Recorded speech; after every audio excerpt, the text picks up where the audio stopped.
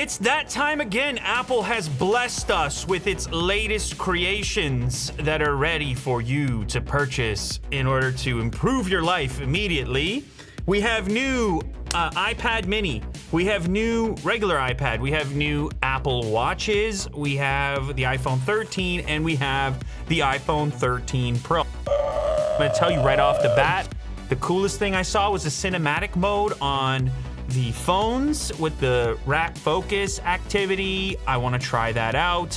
I do have some models in front of me to give you something to look at as well. I'm going to slide them in here. So before we get into today's video, I want to mention that I'm going to have an upcoming giveaway for a bunch of iPhone 13. So make sure to subscribe down below. And also the later cases for the new iPhone 13 and 13 Pro have already launched on the site and they're sitting in front of me right here. These are the thinnest cases you're going to want to put on your brand new iPhone. Check out how easy it is. Slap it on, fits perfect, designed an entirely new cover around the camera section. More details and photos are available on the website. Also, the best screen protectors, the only ones that I use for iPhone 13 and 13 Pro, also available on the site. So make sure to go check out the links in the description and you can actually order your later case before you even get your iPhone 13. So check that out. You can probably tell on the left-hand side, we have the iPhone 12, 12 Pro, 12 Pro Max, and then these comparisons are some of the models that have been sent to me leading up to today's announcement, including, oh, I don't know, this one, which is probably your closest representation of the iPhone 13 with the new camera layout. Yeah, so it's shifted ever so slightly. It's a bit of a different look. Of course, you have a new chip inside.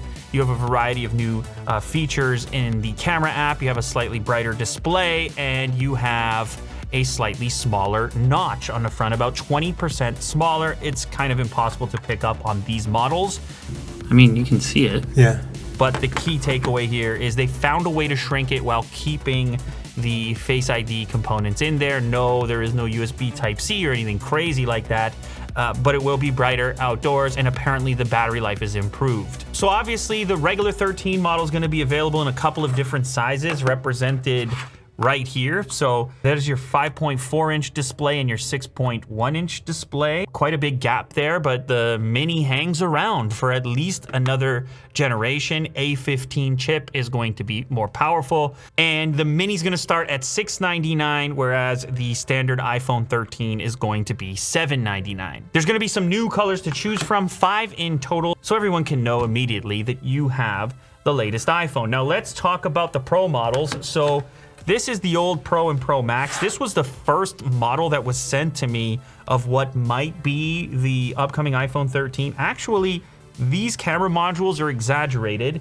I think this one is probably the best representation here to what ended up happening. So yes, bigger camera units, visually speaking, compared to the previous generation, but not quite as big as some of the more cartoonish looking variants that were out there. Now, these are bigger for good reason. There's been camera enhancements, especially when it comes to that ultra wide camera, which they claim is going to have increased low light performance. The other thing that you're going to be able to do on the Pro models that stood out to me, well, first up, the cinematic mode. So if you watch the presentation, this is that ability to select what's in focus or to let the camera make decisions on its own based on framing and faces that enter the display. It was a fairly slick demo, but it was short, so we don't exactly know in practice how well that's going to work. But certainly this ability is something that anyone who makes films on their iPhone is going to be happy to experiment with. The other thing that is Pro exclusive is going to be ProRes. You are now able to record in a much more useful video format. It's something that we've used here in the studio for a really long time. It's super easy to edit with. You can you have a little more flexibility when it comes to color correction. If you're just in any type of pro environment, then you probably heard of ProRes. Now you can record that directly in the phone, And since it is a bigger file size, they're even going to put out a 1 terabyte version of the Pro model of the phone, so you have even more storage space. So the other thing the Pro model is going to see on the front on the display is better brightness than the regular 13 model. So you're going to have up to 1,000 nits peak brightness out, in the outdoors. That can pay off. It's just going to give you that vibrant appearance as well. I'm one of these people, I got the screen on blast, so I like to see it. And then the other big feature, 120 hertz Pro Motion. Apple likes to call it Pro Motion. Everyone else just says what the actual refresh is. And so it's finally happening on a phone. We've had it on the iPads, and it's been rumored forever. Next gen, maybe the next generation, but it's in the phone, and it's got to be there because it's a flagship feature.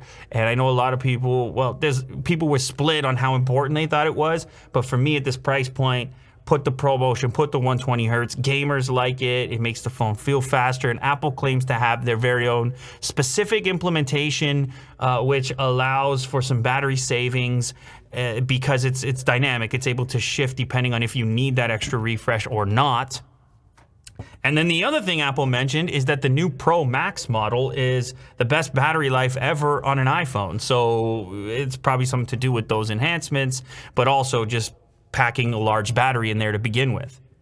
So the Pro model is going to be available in 2 sizes, Pro and Pro Max, as it was before, 6.1 inches and 6.7 inches respectively. And pricing is going to start at $1,000 and then $1099 for the Max model. Obviously, if you expand the storage, you can expect to see even bigger price tags. Okay, so let's go ahead and talk about the watches real quick. We are now on Series 7, and it wasn't like a huge overhaul. It obviously isn't this new design that's been rumored. We're gonna have to wait for that one with the flat edges and so on. It kind of looks like the old model, but they've got a more aggressive screen-to-body ratio, a more aggressive curve around the sides. They've packed more display into the same form factor. They got some new watch bands. They made it more dust resistant. It's still water resistant like the previous version.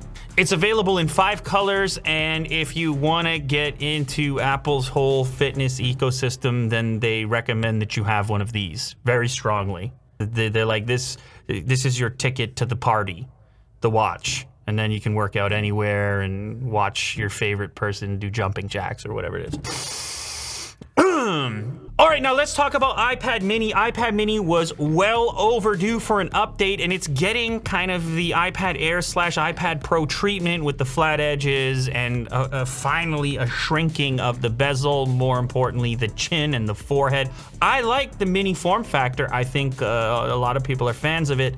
It's a little easier to hold for long periods because it's small. It's more affordable than the Pro models in the lineup. You now can use the 2nd generation Apple Pencil, magnetically slap it over to the side. You have Touch ID built in. You have camera improvements, obviously, compared to the previous version.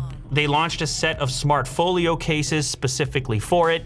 I saw some of the demonstrations in the presentation that made sense to me around gaming. It's kind of a nice size for things like gaming. Still powerful enough to play most mobile games, but with a form factor that just kind of makes sense for thumb input compared to some of the bigger iPads, which at least in my experience on the couch can get a little awkward unless you want to stand them up and use a controller or something like that.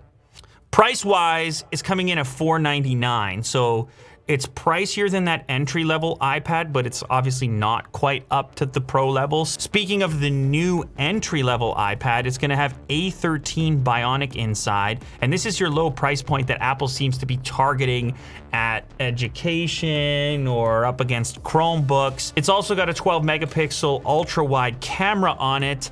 It's not the flashiest looking thing, right? You still got the chin, you got the forehead. It's an old looking form factor. So what's the key with this entry-level iPad? It's definitely price. It's coming in at $329, which is obviously a lot more approachable than those other iPad prices with the mini at $499, and you know what the Pro situation is. So with that $329 price brings in the clientele that's cost sensitive, education market, students, developers who need an iOS device. They'll take any iOS device. It's not gonna be as fast as the other iPads, but it gives people an option that wanna spend less than $400. All right, so it's not every day that you have an Apple event. It's not every day that you get brand new iPhones. Apple puts a tremendous amount of energy into their events, and every single time it feels like an experience. There are drones flying. You are moving from location to location. You're hearing about the environmental savings that are taking place and all the reasons why you need their new gear. Apple does a tremendous job. I mean, let's just call it what it is. It's flashy. I think Kirk bought 17 Apple Watches during the presentation. They just know how to market. They know how to launch products. These are not as exciting as the last generation. These are more of a bump, obviously. It's not an overhaul to the design language. So I don't know how big of a deal it is comparatively, but some of those camera features are interesting to me and things that I want to try out. And anytime you're telling me there's enhanced battery life, I'm also completely on board with that. And then the 120 hertz is the other big takeaway for me. It's unfortunate it's only on the Pro model, but you know, they try to create that distinction to give people a reason to upgrade, and I think that is going to be a reason for some customers. Anyway, make sure to keep it locked on the channel because, as mentioned previously, for sure I'm going to be doing some iPhone 13 giveaways very soon. So subscribe if you're not subscribed yet. And also, if you know you want an ultra-thin case for your upcoming iPhone 13 or 13 Pro, make sure to check out Later Case. You can go to the website and see what's available for the new 13 and get your order in so you're the first to receive your super thin Later Case to go with your brand new iPhone. Thank you very much for joining this ultra fast, speedy recap. Congratulations, Apple. Another year, another iPhone.